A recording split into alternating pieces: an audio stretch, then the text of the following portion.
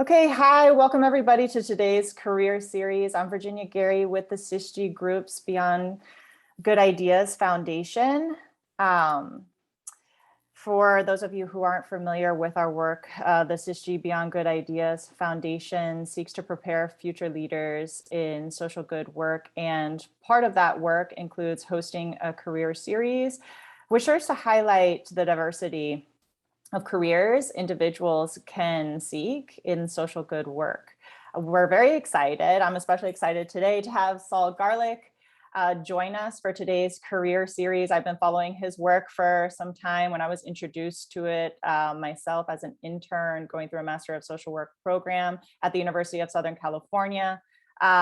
He's had a career in social enterprise. What we're going to do is I'm going to go ahead and ask Saul some questions, some burning questions that I have, but then definitely want to make it interactive since we have a small group today, and you will definitely have time towards the end of today's session, audience members, to either type some questions that you have in the chat box or unmute yourselves and feel free to ask him towards the end of today's session. So without further ado, welcome Saul. Thank you so much for being here with us today. To start out, I'd like to just have you introduce yourself and your career journey thus far. Sure. And hi, everyone. Saul Garlick here. It's nice to meet you. Thanks for having me. I have a bunch of prepared remarks that I can share that kind of carry you through my journey and some of the perspectives, or I could do it as a Q&A if you want to stick to that format. Whatever's going to be most helpful, I'm happy to do. Sure. I mean, we could start with your prepared remarks and then I'll jump in with my questions and then we can open it up to the audience and they can jump in with their questions as well. Sure. And feel free to interrupt me at any time.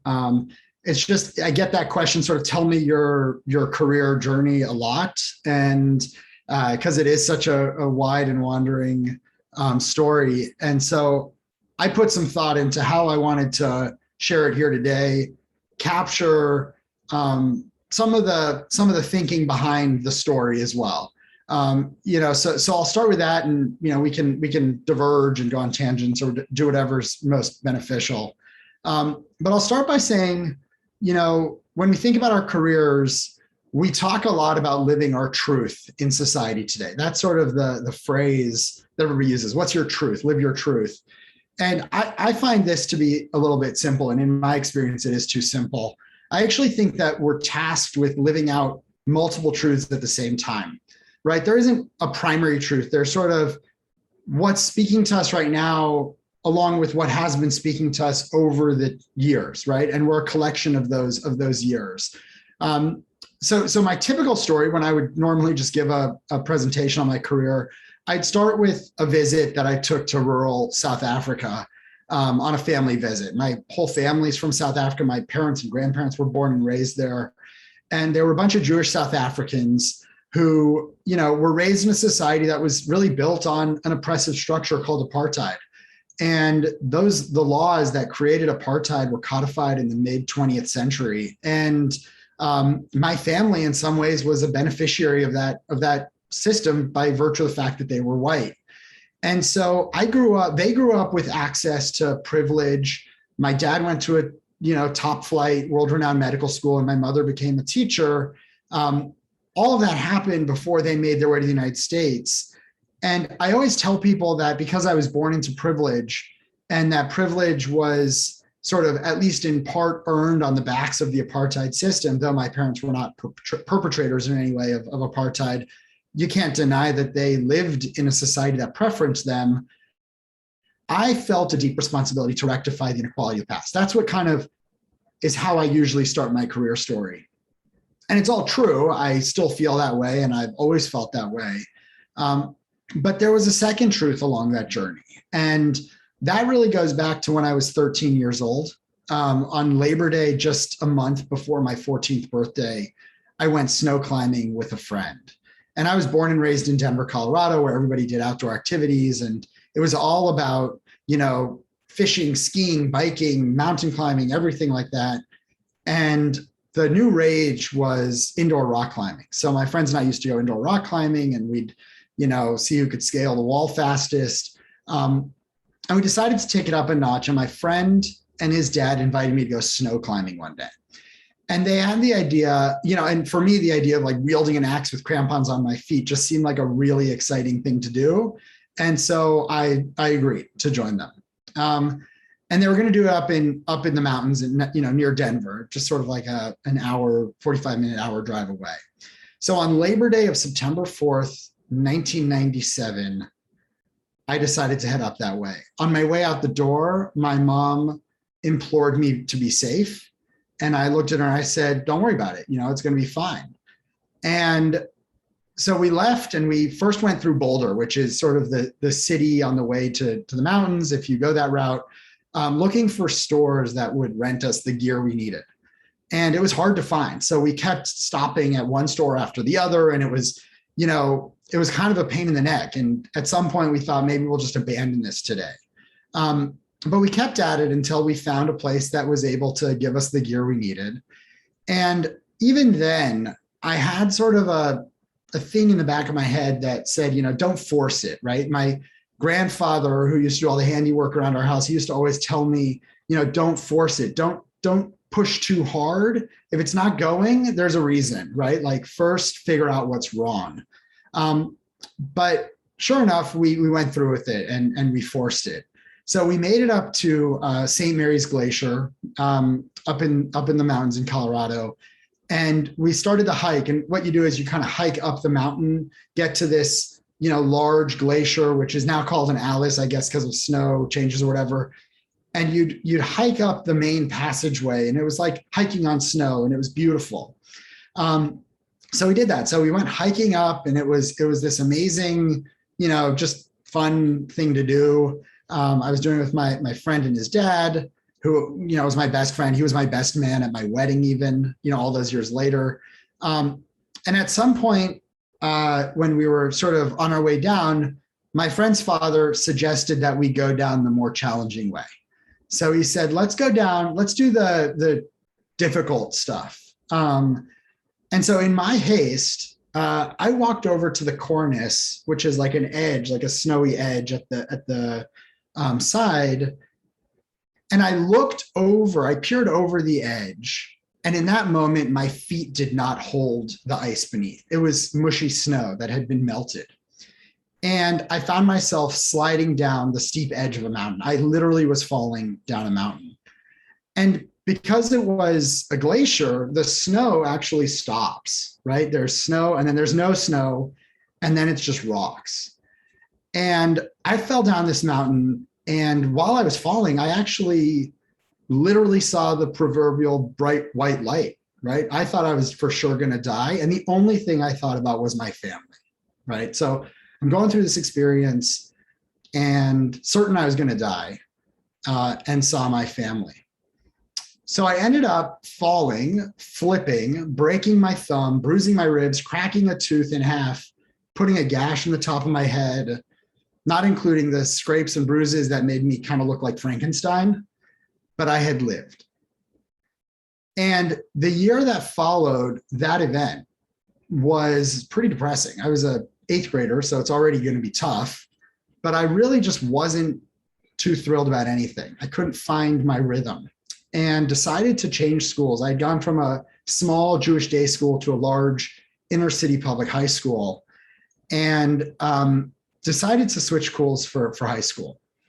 And that high school was 43% African-American, 42% white, and the rest of the school was either Latinx or Asian. And so it was really my first real exposure to diversity, right? To everyday interacting with people of different cultures.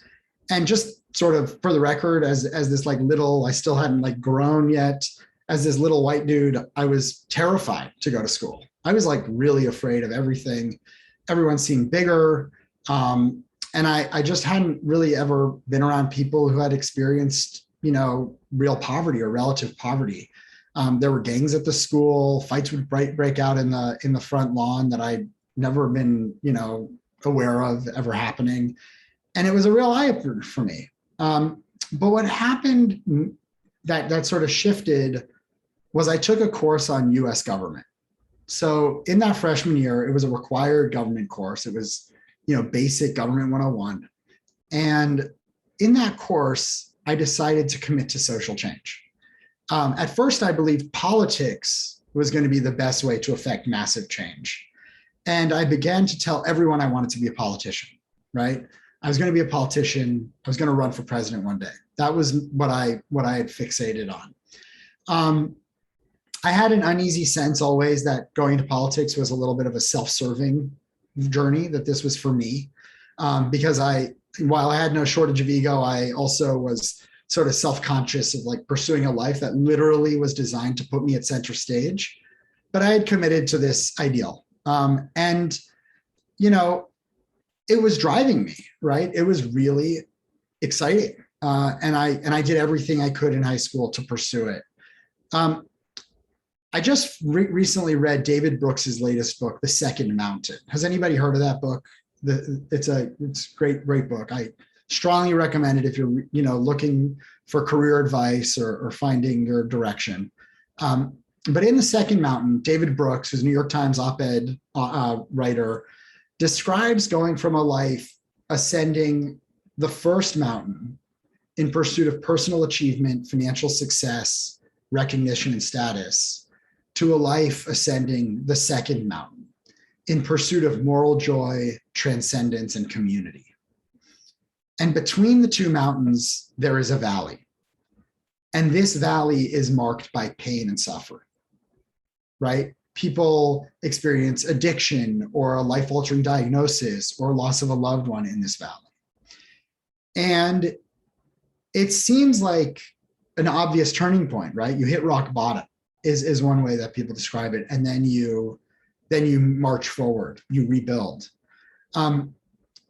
That is often the moment that changes everything for people. In my case, my valley was hidden in plain sight for nearly 25 years. In social enterprise circles, a favorite quote that gets passed around comes from Mark Twain. So you'll hear this in the sector quite a bit. The two most important days in your life are the day you are born and the day you find out why, right? And Echoing Green, the famous funding source for social entrepreneurs, describes a moment of enlightenment or an aha moment that brings some injustice squarely into your view, right? Where you see it and it becomes your purpose. I think that those two ideas sound satisfying and maybe exhilarating, like this idea that we wake up one day and we find out why. But I think that they're fundamentally incomplete. I think that we don't just wake up and upgrade to new software in our heads. We don't just have some moment where it's like, oh yeah, duh, this is what I should be doing. When we pursue a life of meaning, we're actually letting go of our clear notions of work and results, right? A lot of the journey toward purpose requires letting go of whatever assumptions or frameworks we're holding on to. And in fact, we're following a path that's revealing itself every time, right? You have an experience and you think, wow, that person really resonated with me. That's interesting, that's useful. And then you have another experience and you collect the two experiences, and then that makes some more sense of your life. And so you go and go. And I think that there's this idea that people are supposed to wake up and know. That is actually counterproductive. It's hurting us because you don't just know all of the answers, right? You don't know how the future will play out or what you're going to do in 10 years. You know what you've experienced, and it's internal. Even if it's not conscious, it's sometimes subconscious or unconscious memories that are informing your path. And it's that collection of stories that come together that help us uncover sort of what our vocation is. And vocation is sort of a term that David Brooks uses to describe that sense of the second mountain purpose. And I realized that I actually found my vocation when I was 14 years old. In the aftermath of a horrifying near-death experience, I had determined that my life would be led to make other lives better. It was it was obvious, right? There was no other reason for me to care. I had always had this comfort and convenience, and it shook me up. And so when I decided to do that, which was somewhat subconscious, I went ahead and latched onto politics as my starting point. But see, politics is the how. That's a way of doing social change, but it wasn't the why or the purpose, right? And it turns out that all along my whole career, and I can say this, and maybe it's a unique advantage that I've had for the last almost 20 years in my career, is that I've always known my purpose. I've never been confused, right? And I think I have to credit the Valley for revealing it. So if we think about it, we have these experiences that are incredibly painful or difficult or challenging, and they help us let go of some of our assumptions of how life works, right? Because we all like to believe that, COVID would hit, the government would mobilize, and it would be resolved. But then we live the experience where like COVID hits, everybody's a mess. Nobody knows quite how to solve anything. There's competing information. Everybody's got a view, and it becomes this ongoing challenge, right? The reality is murkier, actually. And we have to be okay with that, right? Life is murky. But we also have to know and notice in ourselves that the actions we take all along the way reflect what we genuinely believe truly matters. There are things you are not doing today that you think you should be doing, but you're not doing them.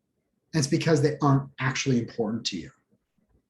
The things you are doing, the things you do show up for, reflect your priorities.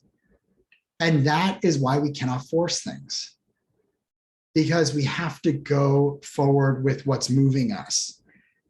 And so after 9/11, I decided to begin mobilizing around this broader purpose. I was a senior in high school when 9/11 happened. My reaction was to start raising funds for kids in Afghanistan and for families of firefighters. We did a rally for student unity at the Colorado State Capitol. And it was just after that that I went to South Africa for this family visit. And that was when I saw extreme poverty for the first time, truly extreme poverty. People living in a rural region where on the one side of the fence, there was the most prestigious private game reserve in the world called Sabi Sant, where you could see leopard and lion and elephants and everything roaming freely. And on the other side of the fence, people were living in what used to be called during the apartheid state, Bantustans, which were the homelands where Black Africans were given the least productive land to live. And they didn't have access to electricity, they didn't have access to running water. And it was then that I decided to commit to building schools, right? The least I could do was let's build some classrooms with some dollars. That's how I got started in this work. Looking back, I went off to college right after that experience, and then in college, I adopted a few beliefs that helped guide me, that were sometimes helpful and sometimes really dumb, right? So one of my beliefs when I started college was that I should be busy, right? That I should do many things at the same time. That life was learned outside of the classroom as much as in the classroom.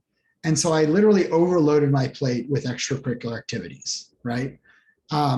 It was chaotic. The second thing I did is decided as a college student, this classic arrogant choice, I would not believe in stress, right? That regardless of the load, I would present to myself and others this idea of steadiness, that panic would not solve my problems and stress was just an impediment. That was a belief I grabbed onto at that point. And finally, I saw college truly as the most selfish time in my life, right? And this was probably the best thing that I thought, right? Because when you're in school, you are investing in yourself, right? you are, to the extent possible, spending time learning and interacting with others and just in general enjoying growth, right? And many people have to work during school. I didn't, so I got lucky. I still did work sometimes, but it was just basically for beer money. I don't know why I worked. I think I just needed to be busier. And I tried to make the most out of the experience, right? And that became an ethos. Make the most out of whatever is sitting in front of me, right? Because selfishly, I could benefit so much if I immersed myself in it. So with all of those beliefs, I started a club called the Student Movement for International Relief that I'd renamed to the Student Movement for Real Change, and I'd rename again later. And I started leading students to visit South Africa so that we could see what our fundraising dollars had done. And after freshman year, I actually incorporated a nonprofit organization. So I just thought, okay, I'll set up a nonprofit and then I'll be able to take donations and give tax deductions and the money will just start flowing in, right? That was my story. Turns out I knew less than zero about running a nonprofit, and that is not how it works, right? People are not lining up to give away their money for the tax deduction. It doesn't really work like that. And I was so novice at how to run a nonprofit that I actually joke that I didn't even know who could provide me guidance to not be so stupid at running a nonprofit. I was so novice, I didn't even know who to ask for how to do what I needed to do. But that didn't stop me, right? I just kept moving forward. And we mobilized over the next couple of years, raised some money, awareness. And ultimately, right after I did a joint BA/MA degree. And after graduate school, I'd bring 18 students to live and work in a rural village, hosting camps and teaching in rural South Africa. And that got me to like my professional beginning, right? That's when I started to actually build the organization and understand how to truly run an organization. At that point, we had an office in Washington, D.C., and we were signing, we had to get legal and liability, and we had to figure out how we were going to manage money. We had to actually get serious. We ended up doing some important work. We created some libraries and we lived with the locals for a summer, which was amazing. And we got to understand other cultures and work across cultures. But over time, what I noticed, and this goes back to this idea that we will do what we want to do, right? Over time, there were various itches that kind of pushed my work in a different direction. I was not totally convinced of the impact we were making, the lasting impact. We were there, we were in the community, we were mobilizing kids, we were fixing up libraries, but inevitably people started coming at me with all of these ideas about community input, the role of the community, how are they involved, are they contributing the materials, are they contributing the ideas, are they going to manage it, are they going to put in their time? Everybody had ideas for how the community should contribute, right? And frankly, it all felt totally inauthentic. This idea of how you engage communities felt like a bunch of bullshit, right?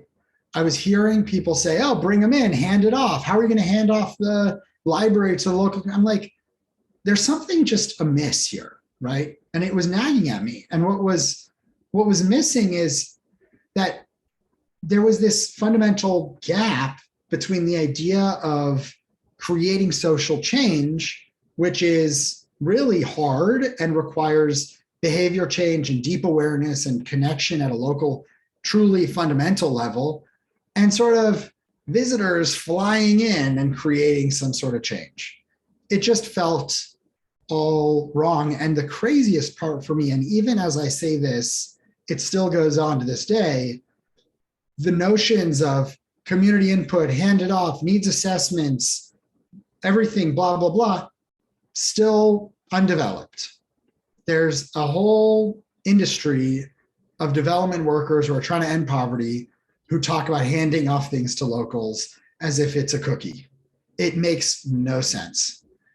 And I started to feel really uncomfortable about committing my life to something that was, sort of creating all this cognitive dissonance.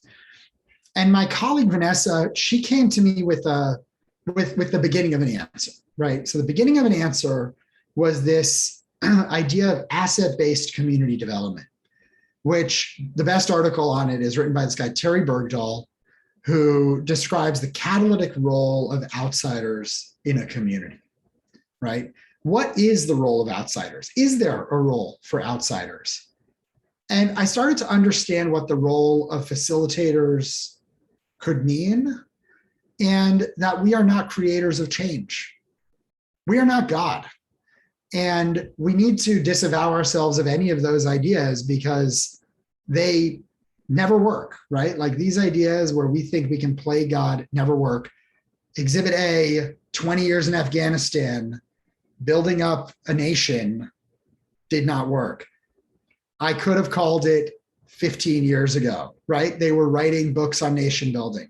It's not going to work. You don't hand over the cookie. It's not how it works.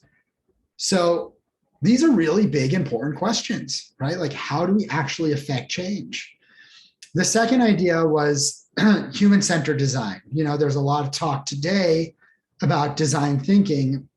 It was when a colleague, a friend of mine, Jocelyn Wyatt, wrote an article on design thinking for social change and human-centered design from IDEO with the CEO of IDEO, that kind of created a movement around human-centered design and how that could be part of change. But still fundamentally, human-centered design is often framed as the work of solving a problem for someone, which I oppose. I think the answer is, if you're going to be a catalytic outsider, you need to solve the problem with someone from the beginning, and they need to be part of the entire process. Much harder to do, by the way, less gratifying, because it means giving up control. And finally, I was constantly being sort of lured in by this idea of market-based solutions to poverty. That, you know, capitalism had worked and built America in certain ways, and China had seen a massive reduction in poverty because of opening their markets. And certainly there was a role for market-based solutions, at least to poverty, right? Markets fail all over the place, but if we leverage the market more rather than sort of external aid, there might be a way to affect change. So I basically built a curriculum that hybridized the three things: asset-based community development, human-centered design, and market-based solutions or social entrepreneurship. So I did that, and it formed the foundation of my early career. And, you know, to be a social entrepreneur is really to be dissatisfied all the time. And you really need to expect that, right? You're always going to feel like there's more work to do. The money is never going to come in fast enough, and your impact is not going to scale as quickly as you would like. This is just the nature of the work, right? You can't, there are no shortcuts. This idea of silver bullets is really laughable to me, as I teach a course at Art Center here in Pasadena, and called Designing Social Enterprise. And I always say, you know, there are no silver bullets, because, and yet we keep looking for them, right? We look for, you know, the girl effect, educate girls, solves all the problems. It solves some problems, right? But we don't end poverty by just one thing. And that's true for everything. We don't solve climate change with just one thing. So we have to be able to integrate multiple competing views. And I went to Kenya thinking about market-based solutions to poverty, and I made the really ridiculous choice of reading Atlas Shrugged, the Ayn Rand book, while I was sitting in a rural village in Kenya, which, by the way, is the ultimate first mountain individual pursuit of achievement, you know, sort of diatribe. Okay. And I read it, and I was like, it was like living in two worlds at the same time. You know, living in a rural village and then opening up, you know, the steel industry development story of Atlas Shrugged. It was crazy. Anyway, I did that. And from it, while I don't ascribe to Ayn Rand's philosophy of objectivism, and I think it's very limited and doesn't include any of the people who actually make things happen, that moment in my life, it resonated with me enough that I decided in Kenya to turn my nonprofit into a for-profit social enterprise. I felt like I was dissatisfied enough with the nonprofit model that if I launched a for-profit, it could be a better way to approach social change. So I did it. And when I did it, I had to figure out how I would do it. I didn't know. I was torn. Was this ultimately a selfish act that was just meant to help me make more money? Or was this because I believed in the market-based approach? Was I trying to live the story of market-based solutions and just embody that in my day-to-day? It was probably a mix of lots of truths, right? It was a blend of many things. And so I looked to start something new that hopefully would grow faster and scale more. So doing that was super risky. I had to buy out my nonprofit through a series of debt notes and cash. I threw myself into 6 figures of debt in the process. It was terrifying, to say the least, but I couldn't see another way. At some point, your mind changes and there is no alternative, right? That's part of the journey. And so I did it basically in horror. I was terrified of all of it. But we ended up making this leap. And we launched a for-profit, and that also affected a mind shift. By launching a for-profit entity, we had to shift our whole approach. When we were running a nonprofit, we were all about having an exclusive program that limited numbers could participate in. We wanted to ramp up the prestige of being a Think Impact intern or fellow or whatever we called it. We had lots of different names over the years. And that was kind of all really for the donors, right? We wanted to have prestige because then we could go to donors and then they would say, oh, wow, I'm going to fund this really prestigious thing. And so it's going to get press and all this. And I used to joke that donors just wanted these cocktail party conversations that they could talk about, the fellowship that they're endowing and stuff like that. And we fed right into that. We used to host events at the South African embassy and the Kenyan embassy every year. And it was all this kind of stuff. But sure enough, when we launched the for-profit, my mind shift, personally and professionally, went immediately to how can we improve the product? How can we make the program better so that no matter who goes on the trip, there's an impact, right?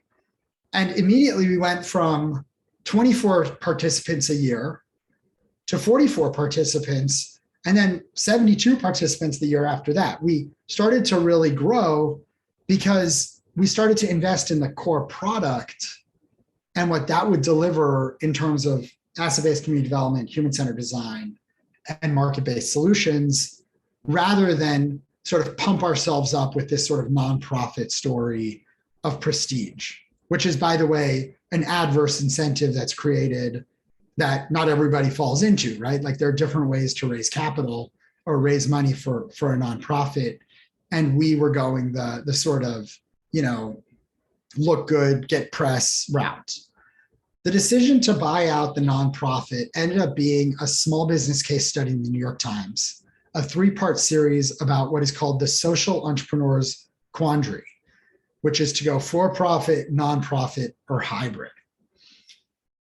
This has been a question that's been sort of deliberated in the social enterprise world for almost 15 years now. And I was one of the first to make the leap of the buyout and sort of tell the story. And that experience sort of taught me a few things. The first is that people are making a mistake when they're asking the question. Nonprofit or for-profit is the wrong question. The right question is, and the reason it's the wrong question is because people think that the structure defines the mission and vision. That if it's a nonprofit, it exists to do good in society. And if it's a for-profit, it exists just to make money in society. The truth is somewhere in between, right? There are nonprofits that aren't so wholesome. There are for-profits that are really remarkable for the world. And so any organization can be committed to any outcome. The question is what structure is most likely to support your specific model, or more importantly, the community's needs, right? That's the question. Over the past 15 years, I've run 2 nonprofits and 3 for-profit organizations. And I can say for sure that there is no right answer to which vehicle makes more impact, right? We cannot be wedded to one narrative because it is an incomplete picture. We have to grapple with the fact that there will be for-profits that do really good things and nonprofits that do really good things. And it's all about optimizing for the focus of what that vision is. And I would also say, and I want to put this in front of you just because I appreciate what you're pursuing and studying, is that running a social enterprise, either for-profit or nonprofit, that seeks to make money and impact is exponentially harder than running a for-profit that seeks only to maximize profit, right? And the reason is that we cannot look at two things at the same time. It is extra hard to have the balance of impact and profit, the double bottom line that people talk about in social enterprise, and hold them even all the time. There will be choices. And in those choices, we need to be true to ourselves about what our priority is. Will we be maximizing profit over here, or will we be maximizing impact? There will be trade-offs. I call it the impossible balance, right? Doesn't mean, by the way, that nonprofits won't maximize profit or that for-profits won't maximize impact. We have to take a nuanced approach. So just to kind of capture a little bit, since I bought out my nonprofit, I grew a B certified, so B Corp, for-profit social enterprise. I spun out a tech platform called Unleash that was a for-profit, strictly for-profit social enterprise. Sold my first company, launched a charter school network in West Africa that scaled from 1 to 19 schools. And now today I've created a tech venture that uses augmented reality to create a world where everyone belongs. And so I've had a wide range of experiences. It's been meandering, unpredictable, at times harrowing. But there are a few lessons I just want to share to wrap up, and then we'll take questions.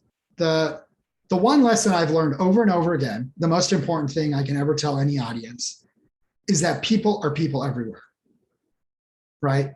Whenever we start to think that people operate differently in a different society, we actually are taking away their humanity, right? People are people everywhere. There are different norms and practices or whatever, different expectations, different structures, rules, but we all want the same things, right? We all want health, family, security, dignity, entertainment, relationships. We're all people. And that should be the first and foremost thing anybody thinks about when they go about their social enterprise career. Beyond that, I've developed what I call 7 high impact principles, which I want to share with you really quickly. And then I have a couple closing thoughts. So the 7 high impact principles are: number 1, believe in the process, right? The more you focus on refining the process to accomplish something and give it time to work, the more impact and success you will enjoy. There are no quick fixes. Things will work out if you continue to pursue them and you learn lessons from what goes wrong along the way. And that is really, really important. The second is to value people. Everyone you meet has something to offer. I remember when I was running the nonprofit, in my first nonprofit, did not do this in the second nonprofit, it was dramatically different. Running the first nonprofit, everybody I met, I was assessing if they could write a check. Is this person a donor? That's a very narrow interpretation of relationship building. That is not how you want to approach relationships. And sure enough, people know people and they bring people into your mission. And it's much, much better to bring everybody in as genuine contributors. The third is listen to learn. You really can't learn anything from others while you're talking. So it's important to treat listening not just as a necessity for work, but as a means for meaningful growth and development. Everyone is your advisor. Everyone has a different perspective. And at the end of the day, what they contribute to you, you get to decide what to do with it. Don't be pulled, because everybody has their own perspective. I'm sort of loose on mentors because I don't want to hitch my wagon to one worldview, right? I like having many advisors. I like consulting different people at different points along the way. The fourth is laugh often. Your work should not drain you. It should give you energy. If this work is draining you, check yourself. Getting through the difficult times might require some humor, and obviously you should laugh when you're having fun. But if you can't laugh anymore, right? Or if you're laughing out of cynicism, check yourself. Because it's critical that you have energy. You cannot be your full self without feeling energized by what you do every day. Number 5 is seek mindful courage. So I would say do brave things, but not stupid things. Mindful courage is the ability to take risks, but also, in my view, I take risks that don't cause irreversible harm, right? I don't like to take risks of life and limb, right? I like to take risks of money or startups or reputation, right? Things that can be rebuilt. I'm comfortable taking risks with my career because I know that I got a long time to work in my career, and pursuing what I love requires courage, but is available, and it's available to all of us on this call. The 6th is just breathe. I don't know if you should disavow stress like I tried to do as a college student, but you should always find calm during the crisis, right? It's the people who go quiet, as Oprah describes, who go quiet when something is really catastrophic, so you can think clearly about your options. Don't make any decisions immediately other than the decision to solve the problem, right? Failure is a good time to breathe, and it will help you learn from the experience. And finally, bring it home.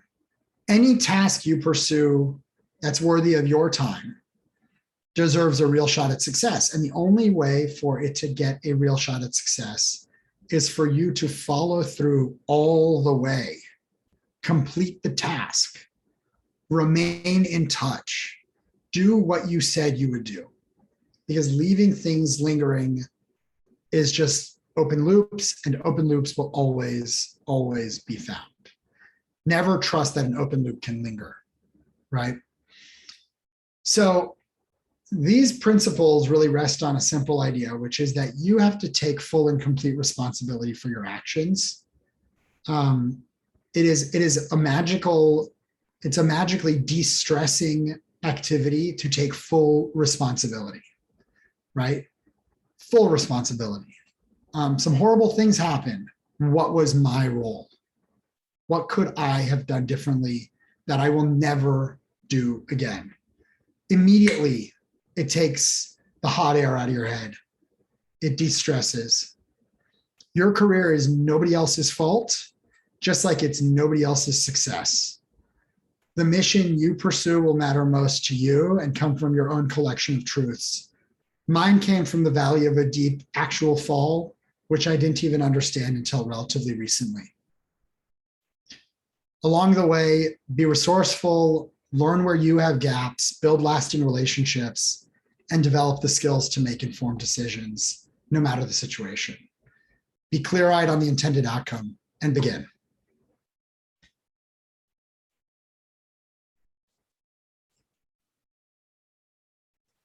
I love it. Amazing. Thank you so much for sharing your words of wisdom through your mountains and your valleys, so that maybe we can learn and not repeat some mistakes and follow. And thank you. I appreciate you sharing with us also, things that you wish you would have known. We have some interns in the audience today who are going through their Master of Social Work curriculum and deciding what their impact is going to be in the world. And we often have the debate of how to make the impact and how we define impact. And so I think everything that you shared was really helpful as well.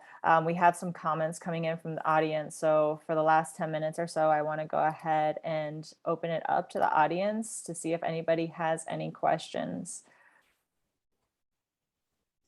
So audience members, feel free to unmute yourself and chime in, or go ahead and type in the chat box any questions that you might have. I have a question. This is Carrie Johnson. I actually resonate a lot. I grew up in Tanzania, so cool. A lot of your drive and passion from seeing what you saw in South Africa, I can relate to. Cool. That's the source of mine as well. I actually just finished, have you read the book Just Giving by Rob Reich? No, I haven't actually. I just finished it, and it's all about. I think I read an article about it. I've seen him speak, and is it good? I loved it. It's a little dry. I listened to it, so it's like listening to a textbook, but I enjoyed it. And it's really got me thinking a lot about kind of the policies and the kind of unbalanced power dynamics in the nonprofit world and the philanthropic world. I was just wondering if you had any thoughts on kind of what we can do as a society to better set up philanthropies and nonprofits. Yeah, so I have read a lot about sort of the state of philanthropy in our society, and I could go on and on about this. And one thing I will say is that we are experiencing, among many other shifts and tides, the largest transfer of wealth to nonprofits through the Giving Pledge by ultra high net worth individuals that has ever been experienced. The closest example of this historically would be like the Rockefellers, who threw a lot of money at problems, started universities, or like Carnegie, and setting up different endowed institutions. But today we're really in like a very kind of messy future. We have a problem ahead, right? And the problem is, and there's a book I want to call it like Ungiving by David Gells, I think is his name. He Gelles, it's definitely worth a read. Similar concepts, but what he talks about is how you have, like the Gateses and the Buffetts and the Bezoses of the world, Zuckerberg, all the names we know, signing the Giving Pledge, giving away what will be literally hundreds of billions of dollars. And when you look at what the impact of that is, they're setting up quasi-governments, right? So if you look at what the Gates Foundation has done, it has shifted the agenda for where we focus our attention. They make it seem benign. It's just global health, right? It's malaria or whatever. But what they're actually doing is, by dedicating a certain number of dollars to a certain problem, they're actually creating a market for that problem. So organizations get started or refocus to serve those problems. And that's agenda setting by the unelected ultra high net worth individuals who made their money in technology, which gives them absolutely no credibility, in my view, on social change, right? So I would not entrust. Now, Bill Gates has gone on a journey himself to learn about social change, and he's, boots on the ground and everything. But that doesn't mean that his decision on what to prioritize is necessarily the right decision. It's a non-democratic process, and it moves markets. This is going to happen like crazy. I've raised money from people who've signed the Giving Pledge, right? Some of them are very strategic. Some of them are not very strategic. And it runs the gamut. And that is going to be very complicated because it creates these different incentives. And it preferences certain problems. But the other thing that it does is it brings power into the very people, the hands of the rich to move in the direction they want to move. So in that book, there's a whole thing about how the Broad family and the Walmart family have invested heavily in charter schools and expanding the charter school network. That is a choice a few people made that they could just, basically deploy capital against. And I think we're in for a really complicated time ahead. You're also seeing it not just as foundations, but as LLCs. Like the Chan Zuckerberg Initiative is not a foundation. It's an LLC that just can do whatever it wants with its money. It just sends the money, for profit, nonprofit, doesn't matter. That's sort of exciting because it allows for more flexibility when you think about business models and getting away from this bifurcation of nonprofit does good and for-profit does money. But the power, the aggregation of power is really problematic. So, in some ways, we have on our hands a quasi-government that's non-democratic. And I don't know how to resolve that. I don't think the government is well-positioned to better manage those funds necessarily either. So we have a lot of work to do to advocate for issues that are super important, to get the attention of the people who have the power. Unfortunately, there's going to be entire advocacy efforts just to get the attention of the rich. And that's kind of the future that we will live in.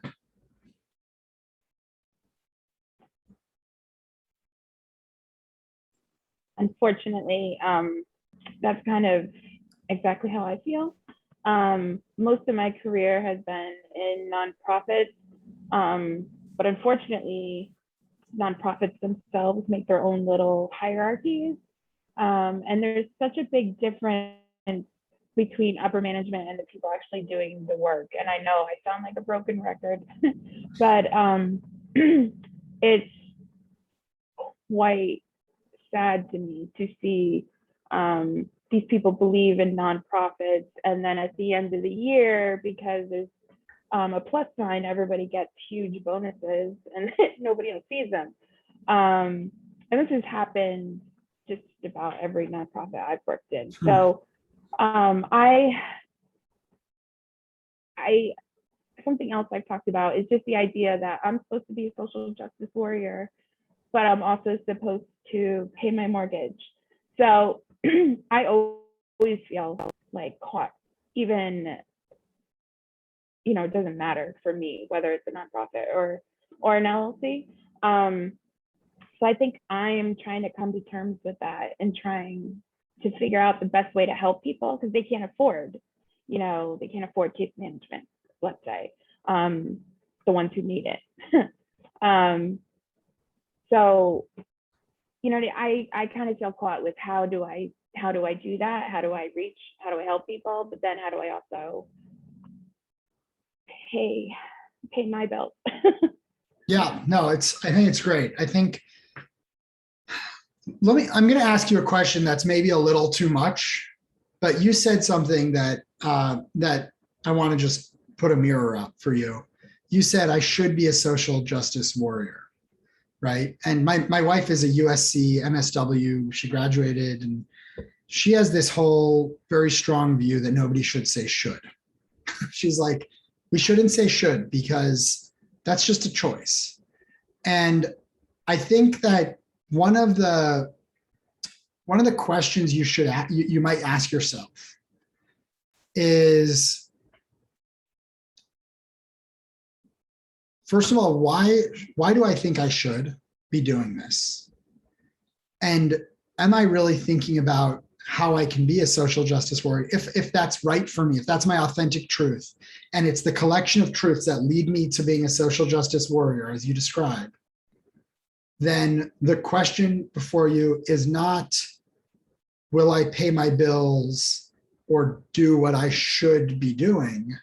The question before you is, how can I do this that takes care of me? So, yes, definitely. But I think you first have to ask yourself, like, what you're burdening yourself with in terms of that obligation, because you know, you may, you know, it's always like what's outside of our view, right? What's just on the other side of the mountain, right? What's on the other side of the hill?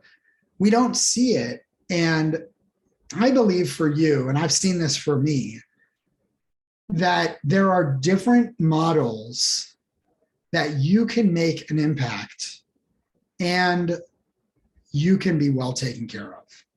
And I would say this, don't pursue a life of purpose without first taking care of yourself. Because if you do that, you will burn out. If you put yourself second, then you're going to have to force it every day. And that's a stress you don't deserve, right? You don't deserve to be worried about those things any more than anybody else. And so get the order of operations right. First, make sure that you build skills and get a position that you can look after yourself. And I say this totally from personal experience. And then next, start to explore how you can leverage that skill set and those connections and relationships toward social justice in ways that you maybe haven't ever thought about. Right?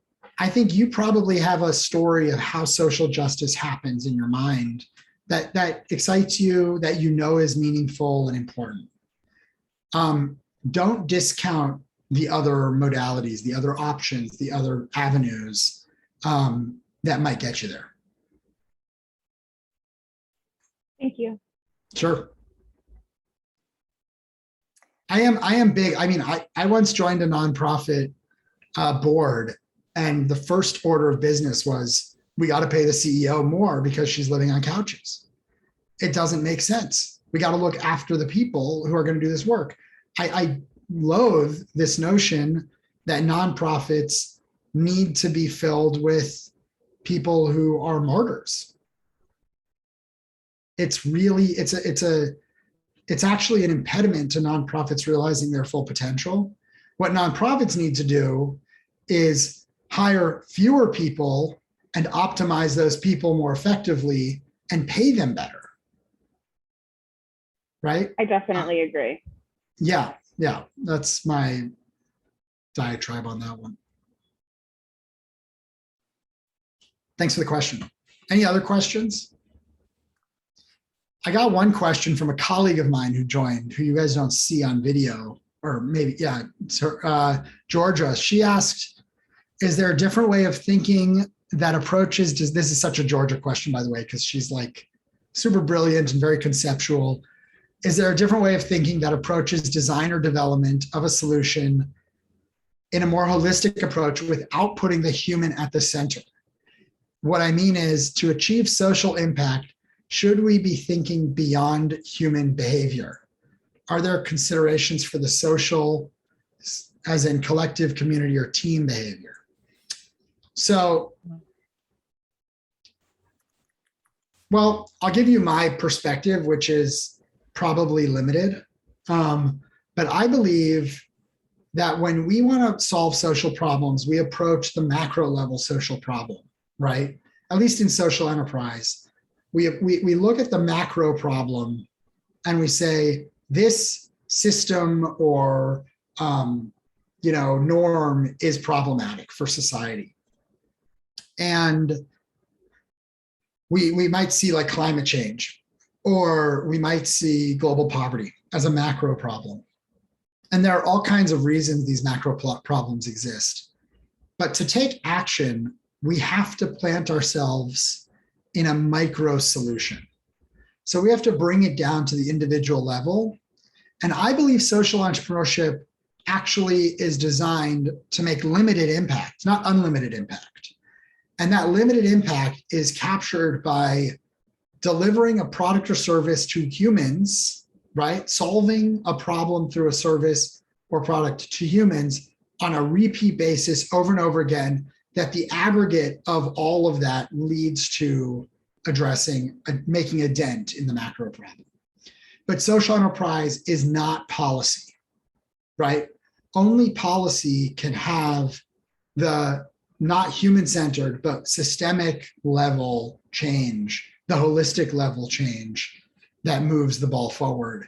And in that sense, as social enterprise works with communities and works close to the ground, they have a role in advocating for policy change because they learn and understand the consequences of certain rules, and they should then speak up to change them. But that's what I think. I do think human behavior is the fulcrum. I think that's the piece that needs to be toggled.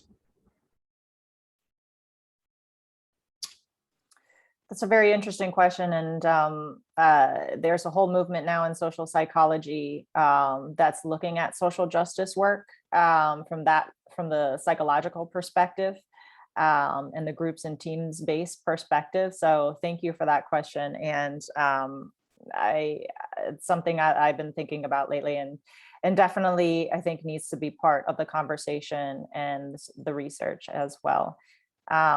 We are a little bit over. I wish we had more time with you. I just want to see if anybody else has any more questions before we close today. I'm going to chat out my email address for anybody who wants to sort of be in touch. If I can be helpful or whatever, you can feel free to shoot me a note. Always happy to be a resource, and excited for all of you guys and what you're going to be working on. Good luck. Thank you so much. And thank you for sharing your contact information and offering to be a mentor for our future leaders in this work. I look forward to seeing what all of you do and the future of your work, Saul. And always a pleasure for those of you who want to rewatch this recording, because there was a lot to unpack here, a lot of wisdom shared. I know I want to go back and rewatch it. I'm going to go ahead and be sending out the recording to everybody who registered, and please feel free to share that with your networks as well. Sounds good. Thank you, guys. Thank you all. Bye-bye. Adios.